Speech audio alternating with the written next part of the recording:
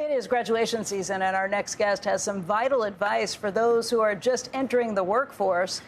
Joining us right now is Bonnie Hammer, whose decades-long TV career, including hits like Suits and Monk, led her to be known as the Queen of Cable. Around here, we just know her as our great friend. Her best-selling book, 15 Lies That Women Are Told at Work, and The Truth We Need to Succeed, is now out in paperback with new content. And Bonnie, this is just in time. I had a daughter who graduated last week, and the lessons that you've put forth in this, I think, are really, really important. One of the things that kind of surprised me that you're pointing out with this is that when you talk to a lot of directors, corporate-level people, about what they're looking for in the workforce right now, Gen Z is not on their list. No, it's not. First of all, it's great to be back here. And I think, Joe, you also have somebody who graduated recently, correct? That's very true. Yeah. Yes. My son, yeah. Yep. Well, I think what's going on, obviously the world has changed. The economy has changed. How we look at the job market has changed. And frankly, AI has affected it as well. And so the kids coming out of school right now are in a way handicapped that we necessarily weren't when we were navigating our way. And I think our generation, frankly, has hurt these kids because we've created safe spaces, we've created A's for effort, we've created, trophies for just showing up at games, even if you don't play, participation trophies. So the kids are coming out far less prepared and are assuming they are earning the right for a first job. And that's not the case. These kids really have to show their worth by actually putting up their hand, being willing to do jobs that they're not necessarily willing to do. And their assumption is, ooh, I went to college, I got a degree. I was always told once I graduated, I would then get a job. If I got really good grades, I'd get a great job. And that's not what's happening. Yeah, you mentioned that part of that is you can't even get a call back from a recruiter or from somebody at a business because AI is weeding you out. You don't even make it through that line. What do you tell graduates at that level? How do you get a foot in the door, even if you are willing to take that job that nobody else is? First of all, they have to create the opportunities for themselves, because what most kids don't even realize, these AI algorithms are the first things looking at their applications. It's not a human being anymore. And they're not necessarily going to get callbacks. So they have to take advantage of every opportunity that's out there. They have to be willing to talk to friends, take jobs that have nothing to do with the supposed career they want to move into. And I have one very close friend whose son, Ivy League graduate, going to graduate cum laude, applied for 200 different jobs through the university portal. He received not a single offer for a real interview out of 200.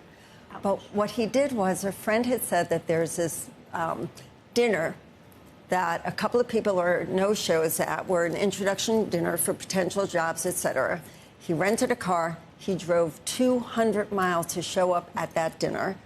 He didn't know why or how, but he was having no luck whatsoever.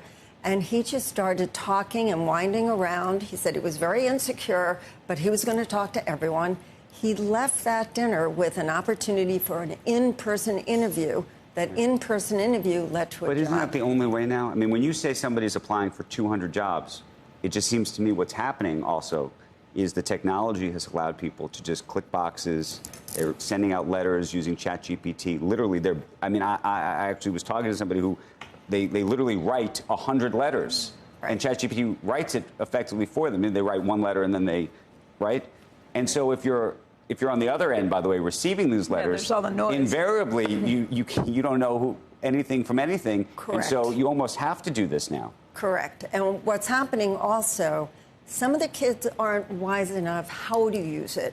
I've gotten letters where they write, then they put it through chat, and then it comes back with two different typefaces. So you can see exactly where things have been edited or rewritten by one of these algorithms. Yeah. So immediately you're going to lose faith and say, wait a minute. I usually lose faith when it says, "Dear Aaron." That's what happens with me. That's not an AI, probably. No. That's beginning of our guest. Yeah. Bonnie, Interesting compliment in different ways. Oh, but we love Aaron. We love Aaron. Yeah.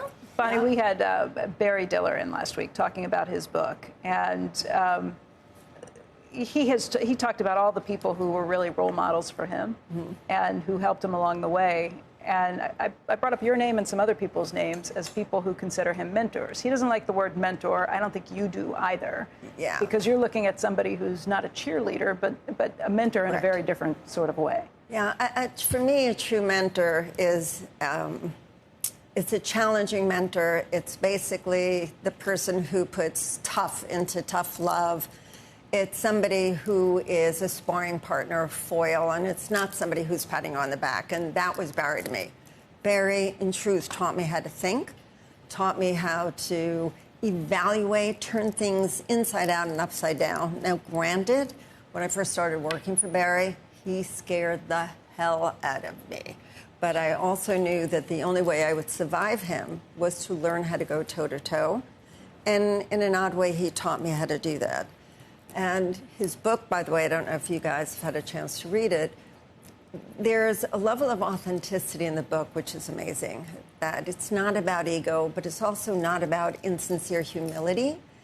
It's an interesting take on a human who's done an awful lot in this world. And also, when you take a look at what the book is, it's a history of our industry, film and television, and early days of digital, all the way up to what he's doing right now. Well, we talked to him about the industry and the changes that are taking place. I'd like to hear from you, too. As the queen of cable, watching the changes that have taken place there, but just entertainment writ large. Becky, it's so hard for me to look at it right now because I was so lucky. I kind of rode the rise of cable and television as we know it. And now what is happening is everything is being kind of condensed, restructured, repacked into a different way. The only thing that I do believe, and I truly know will happen, what counts is content. Mm-hmm. What counts is great content, regardless of its distribution. What counts is great news, great coverage. And how that gets distributed, we're not going to be able to control. But creating it is what it's all about, and that's not going to go away. So that's how I look at it. But it's difficult because I see so many of my friends trying to navigate the world with all these restructures and financial cutbacks and AI. The cost of content, though. The cost of content, meaning the cost of the great dramas that you were greenlighting years ago, and whether that persists, changes. We keep talking about AI, everything else. It is expensive to produce. I don't think costs will change or escalate that crazily and or become cheaper again. What will happen probably is there'll be more spent on less. That hopefully the quality will still be there, but how much is produced? But I do think what'll end up happening, all of these different platforms, all of these streamers, they're not going to be 60, 70 streamers. They will be condensed almost like cable was years ago. So there'll be less content. Less content. Yeah, less content, or what will happen is these streamers will be bundled, just like cable used to be, where everybody had their little cable channel, but after a while, there were different entities that would serve you 20, 30, 50 different cable channels. Right. I think that's going to happen. Because you can't expect the consumer to pay for 20 or 30 or 40 different distribution forms. You can't expect them to navigate it. Right. And it's hard for, audiences to find it. Yeah. All the descriptions after a while kind of feel the same. Right. So.